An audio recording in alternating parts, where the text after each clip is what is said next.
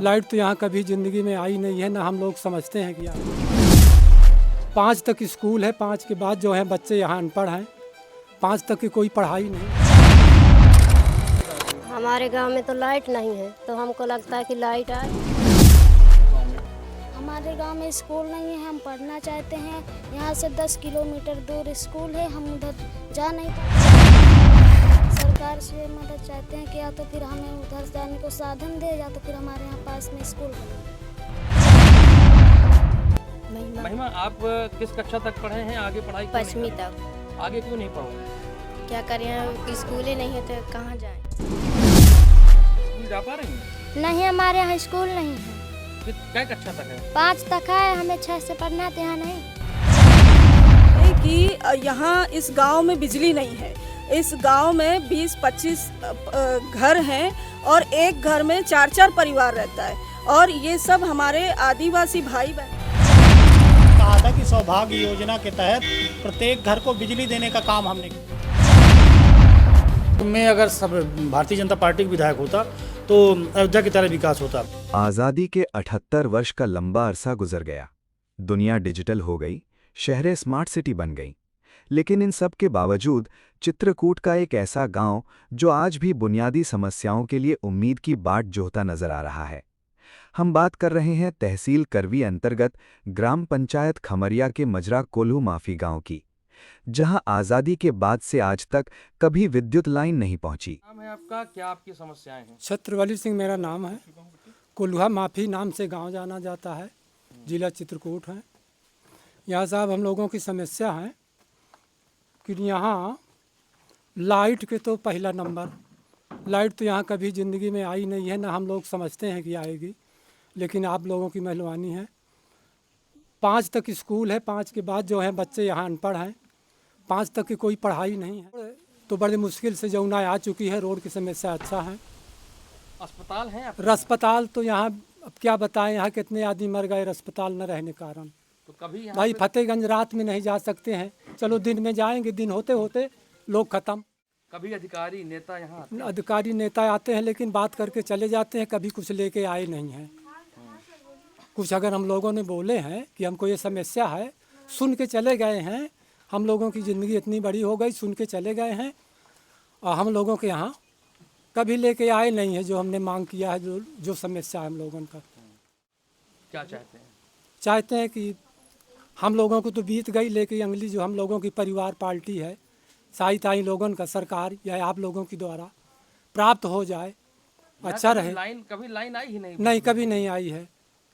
खम्भे में तो बहुत दिन से आके यहाँ पड़े हैं, आज भी अभी देख लिया जाए, लेकिन पता नहीं कारण क्या है कि खम्भे आए और लाइट तार कुछ आया नहीं है। देश को आज़ाद हुए 78 वर्ष से अधिक हो गया। हाँ हाँ, यहाँ अभी वो आज तक लाइट नहीं है? कोई भी नहीं, कभी नहीं, यहाँ आज़ाद ही नहीं है। तो कैसे उजाला आप लोग?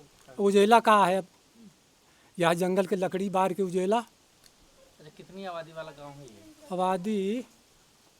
आबादी में क्या है, आप बस्ती घर बोल रहे हैं कि परिवार बोल रहे हैं? कितने घर होंगे? घर अब यहाँ 25-30 घर मान लिए जाएं। लगभग यहाँ की संख्या कितनी होगी लोगों की? संख्या यहाँ लगभग क्या बताएं, 100 से ऊपर है, मान लिया 10-20। जिसके चलते यहाँ के लोग अंधेरे में अपनी जिंदगी व्यतीत करने को मजबूर हैं। ऐसी मान्यता है कि जब भगवान श्री राम लंका विजय के बाद चित्रकूट पहुंचे तो यहाँ आदिवासी परिवार ने भगवान श्री राम का दीप जला करके स्वागत किया था, उनको फल फूल भेंट करके उनका स्वागत किया था। और आज राम राज्य में वही आदिवासी परिवार आज भी पिछड़ेपन का दंश झेलने को मजबूर है। इस गांव में लगभग 150 लोगों की आबादी है। ये गांव आज़ादी के बाद से आज तक बिजली, स्वास्थ्य, शिक्षा की मूलभूत सुविधाओं के लिए उम्मीद लिए बैठा है। इस गांव के ग्रामीणों का कहना है कि चुनाव में नेता अफसर आते हैं और आश्वासन देकर के जाते हैं कि जल्द आपकी विद्युत व्यवस्था को शुरू करवाया जाएगा। बावजूद इसके इन्हें 78 सालों में कोई भी वायदे को पूरा होते इन्होंने नहीं देखा। महिमा, आप किस कक्षा तक पढ़े हैं? आगे पढ़ाई क्यों नहीं 5वीं कर रहे? तक। आगे क्यों नहीं पढ़ रही? क्या करें, स्कूल ही नहीं है तो कहाँ जाएं हम? ग्रामीणों ने बताया कि आज़ादी के बाद से वो अंधेरे में रहने को मजबूर हैं। युग बदला तो सोलर की चार्जिंग लाइट का उन्होंने इंतजाम किया, जिससे वो एक चार्जिंग सोलर लाइट लगा ली, जो धूप में चार्ज करके रात के रोटी खाने के वक्त उसको जलाकर अपनी जिंदगी व्यतीत कर रहे हैं। आशा। क्या समस्या है आपके गांव की? हमारे गांव में तो लाइट नहीं है, तो हमको लगता है कि लाइट आ जाए। कभी यहाँ पे लाइट का कनेक्शन आया है? कभी नहीं आया। आज़ादी के 78 साल बीत गए, आपके यहाँ लाइट नहीं है? कभी नहीं आया, खम्भे पड़े हैं, बस हो गया। हाँ। ग्रामीणों ने बताया कि इस गांव में आज़ादी के बाद बहुत मुश्किलों में सिर्फ पक्की सड़क बन पाई, लेकिन बिजली, स्वास्थ्य और शिक्षा की गांव में कोई भी व्यवस्था नहीं है। क्या पा रही हैं? नहीं, हमारे यहाँ स्कूल नहीं है। क्या कक्षा तक है? 5 तक है, हमें 6 से पढ़ना, तो यहाँ नहीं है स्कूल। हाँ। इस गांव में कक्षा 1 से 5 तक सिर्फ एक प्राथमिक विद्यालय है। इसकी अतिरिक्त पढ़ाई करने के लिए बच्चों को जंगली रास्तों से होते हुए बांदा जनपद के फतेहगंज के विद्यालयों में पठन पाठन के लिए जाना पड़ता है। सुनैना यादव। तो क्या दिक्कतें आ रही हैं आपके गांव में? हमारे गांव में स्कूल नहीं है, हम पढ़ना चाहते हैं। यहाँ से 10 किलोमीटर दूर स्कूल है, हम उधर जा नहीं पाते हैं। जंगल की एरिया है, दूर पड़ता है जाने के लिए, यही समस्या है। क्या चाहती हैं आप? सरकार से क्या मदद चाहती हैं? सरकार से मदद चाहते हैं कि या तो फिर हमें उधर जाने को साधन दे, या तो फिर हमारे यहाँ पास में स्कूल बनाए। और क्या समस्या यहाँ पे आ रही है? यहाँ पे लाइट नहीं है, रात में पढ़ाई करने के वजह उजेला नहीं रहता है, इसीलिए अंधेरे में पढ़ाई नहीं कर पाते। ठीक, क्या नाम बताया बेटा आपने? सुनैना। इतना ही नहीं, इस गांव में कोई भी सरकारी प्राइवेट अस्पताल नहीं है, जिसके चलते इन्हें इलाज के लिए 10 किलोमीटर दूर बांदा जनपद के फतेहगंज या फिर चित्रकूट के शहरी क्षेत्र में इलाज के लिए भटकना पड़ता है। ऐसे में कई बार गंभीर बीमारियों से ग्रसित ग्रामीण गांव में ही दम तोड़ देते हैं। इस गांव में जब हमारी टीम पहुंची तो यहां पर चित्रकूट की समाज सेविका अर्चना उपाध्याय दल बल के साथ ग्रामीण महिलाओं और बच्चों के साथ संवाद करती और दिनचर्या की मूलभूत जरूरत के सामग्री को वितरित करती हुई देखी गईं। ये गांव खमरिया ग्राम पंचायत कोल्हुआ माफी गांव है। मैं यहाँ आती रहती हूँ और यहाँ आने के बाद जो सबसे बड़ी समस्या मैंने देखी वो ये है कि यहाँ इस गांव में बिजली नहीं है। इस गांव में 20-25 घर हैं और एक घर में 4-4 परिवार रहता है और ये सब हमारे आदिवासी भाई बहन हैं। ऐसी मान्यता है, ऐसा कहा जाता है कि चित्रकूट में भगवान राम जब आए थे तो इन्हीं आदिवासी वनवासियों के बीच में रहकर उन्होंने समय व्यतीत किया था और आज जब राम युग चल रहा है तो इन्हीं आदिवासियों की ये दशा है कि आज़ादी के इतने साल बाद भी इस गांव में लाइट नहीं है। मेरी बहनें यहाँ पर अंधेरे में रहती हैं और दूसरी समस्या है, यहाँ पर 5वीं तक स्कूल है और 5वीं के बाद फतेहगंज बच्चे पढ़ने जाते हैं और जो कि यहाँ से 10 किलोमीटर दूरी पर है और इस वजह से बच्चे पढ़ने नहीं जा पाते हैं। तीसरी समस्या यहाँ पर चिकित्सा की है। इस गांव में आज तक कोई चिकित्सा की कोई व्यवस्था नहीं है। गांव के लोग रास्ते में दम तोड़ दे, प्रेग्नेंट लेडी अगर डिलीवरी के लिए अस्पताल जाना चाहे तो उसे यहाँ से 10 किलोमीटर जाना पड़ता है। तो इस गांव में एक समस्या नहीं है, कई समस्या हैं और बड़ी समस्या। उन्होंने बातचीत में कहा कि इस गांव का उनको जब पता चला तो इससे पहले भी वो कई बार इस गांव पर आईं और यहाँ की स्थानीय लोगों से बातचीत करके उनकी स्थिति को देखते हुए उनके लिए ज़रूरत के सामग्री साथ लेकर की आई हैं, उनको वितरित किया है और सोमवार की सुबह यहाँ की बिजली, स्वास्थ्य, शिक्षा की मांग को लेकर जिलाधिकारी चित्रकूट से भेंट करेंगी और इस गांव की इस समस्या के निदान के लिए आवाज़ उठाएंगी। वहीं आपको बता दें कि समाजवादी पार्टी के मौजूदा विधायक और तत्कालीन जिला पंचायत सदस्य अनिल प्रधान ने 2017 में इन मूलभूत सुविधाओं के लिए आमरण अनशन भी किया था। ये जिस गांव की आप बात करें, ग्राम कोल्हुआ माफी मजरा है, बड़ा मजरा है, वहाँ पर हमारे आदिवासी भाई बहन रहते हैं।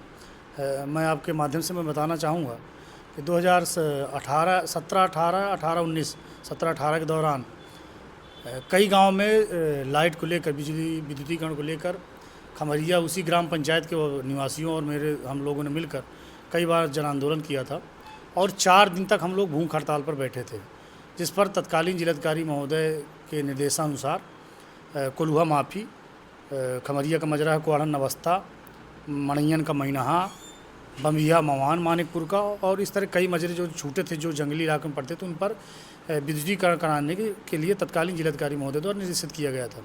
वहाँ पर भी बिजली खंभे गए, लेकिन चूँकि वन विभाग होने के कारण वहाँ पर बिजली की आपूर्ति या विद्युतीकरण नहीं होने दिए गए। मेरे विधायक बनने के बाद लगातार मैंने पत्राचार के माध्यम से, विधानसभा में अपने प्रश्नों के माध्यम से और कई जो भी मुझे अधिकार मिले उनके अधिकारों के माध्यम से लगातार हम इस बात की पैरवी कर रहे हैं कि उस मजरे तक बिजली की आपूर्ति पहुँचे। मैं आपके माध्यम से भी बताना चाहूँगा कि उसी मजरे जो गांव कोल्हुआ मापी है, वहीं पर अपनी विधायक निधि से मैंने एक बारात घर का निर्माण अभी कुछ दिन पहले ही वहाँ पर कराया है और मेरा प्रयास है कि जल्द से जल्द वहाँ पर बिजली आपूर्ति पहुँचे। क्यों नहीं वहाँ पर इस चीज़ को सही कराया? सवाल यह है कि जो विकास हुआ 12-17 के बीच में, और विकास एक सतत प्रक्रिया है, जहाँ पर जो भी छूटा था दोबारा गवर्नमेंट नहीं दी। जिसके प्रतिफल में तत्कालीन जिलाधिकारी विशाख जी अय्यर ने कार्यवाही करते हुए गांव में विद्युत पोल भी भेजे थे, लेकिन देखते देखते मामला ठंडा हो गया और कार्यवाही में विराम लग गया। फिलहाल इस गांव के बच्चे पढ़ना चाहते हैं, बेटियां घर से निकलकर शिक्षा ग्रहण कर आगे बढ़ना चाहती हैं। बच्चे देश के सर्वोत्तम पद की उम्मीद जगाए बैठे हैं, लेकिन गांव में विद्यालय न होने से, विद्युत न होने से वो पढ़ पाने में असफल हैं और हर सरकार से उम्मीद लगाए बैठी हैं कि शायद कोई मंत्री, मुख्यमंत्री इस तरफ रुख करेगा और उनके गांव का विकास होगा, जिससे हर वर्ग को शिक्षा और मूलभूत सुविधाएं मिल पाएंगी। 12-17 के बीच में, और विकास एक सतत प्रक्रिया है, जहाँ पर जो भी छूटा था दोबारा गवर्नमेंट नहीं रिपीट हो पाई, इसलिए कुछ जगहें शेष बच गई। लेकिन मैं ये कह सकता हूँ कि जो काम समाजवादी सरकार में हुआ, अभी आप देखेंगे कि 2 दिन पहले माननीय मुख्यमंत्री जी का कार्यक्रम चित्रकूट में लगा, और मैं तो समझता हूँ कि बड़ा दुर्भाग्यपूर्ण है।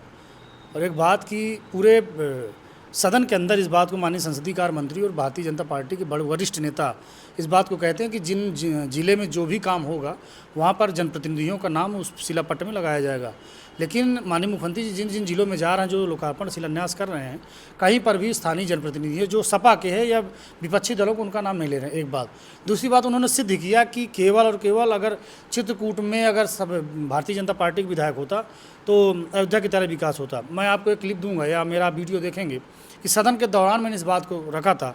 उस बात की सिद्ध हुई जब मुख्यमंत्री जी ने कहा कि यहाँ पर चूंकि सपा का विधायक है इसलिए विकास नहीं हो पा रहा। लेकिन हम आपके माध्यम से कह सकते हैं कि हम समाजवादी लोगों ने और चित्रकूट की जनता ने उस बात से एकदम पूरा मन बना लिया है कि जो भी हमारी मद हैं उससे हम विकास तो कर ही रहे हैं, लेकिन ये सच्चाई उन्होंने जनता के सामने ला दिया कि जो इस तरह की बुनियादी चीज़ें, चाहे रोड की बात हो, नाली की बात हो, सड़क की बात हो, अस्पताल की बात हो, शिक्षा की बात हो, रोजगार की बात हो, किसान की बात हो, खलिहान की बात हो, हर विषय पर प्रमुखता से हमने बातें सदन में रखने का काम किया। लेकिन केवल कारण ये है कि हम विपक्ष के विधायक हैं, इसलिए हमारी सुनी नहीं जा रही हैं। इसलिए मैं समझता हूँ उस बात से बांदा में भी यही बात कही और चित्रकूट में भी यही बात कही। जनता में बहुत उस बात को अपने दिमाग में घर कर लिया है जनता ने, और मैं समझता हूँ कि 2027 के चुनाव में निश्चित रूप से 2027 में समाजवादी पार्टी की सरकार बनेगा, क्योंकि समाजवादी सरकार में ही और माननीय अखिलेश यादव जी के मुख्यमंत्री काल में ही बिना भेदभाव, बिना पक्षपात के हर गांव तक, हर विधानसभा तक, हर जिले तक विकास पहुंचता है। क्या कहेंगे, भाजपा की सरकार में वहाँ पे लाइट नहीं पहुँच पाएगी?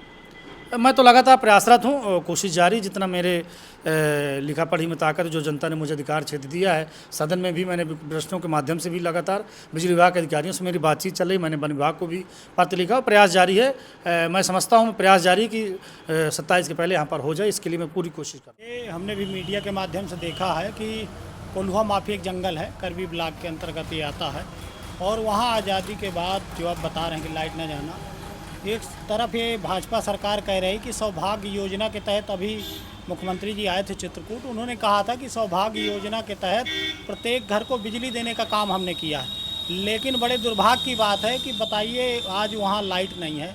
एक तरफ सरकार स्मार्ट मीटर लगाकर जनता का खून चूस रही है, और दूसरी ओर कई ऐसे दर्जनों मजरे हैं जहाँ अभी भी लाइट नहीं पहुँची है। चूँकि सरकार के करनी और कथनी में बहुत अंतर है। ये केवल और केवल जुमलों की सरकार है, केवल जुमलेबाजी के अलावा इनके पास हिंदू मुसलमान के अलावा कोई काम नहीं है। जिस तरह इन्होंने कहा, इनके नेताओं ने भाषण आए दिन देते हैं कि सौभाग्य योजना चलाकर हमने प्रत्येक गांव मजरे को लाइट से आच्छादित कर दिया, हर गांव हर मजरे को जोड़ दिया। लेकिन आज आप ही के माध्यम, मीडिया के माध्यम से उस गांव की स्थिति बाहर आई कि आज तक वहां लाइट नहीं पहुंची। बहुत दुर्भाग्यपूर्ण है।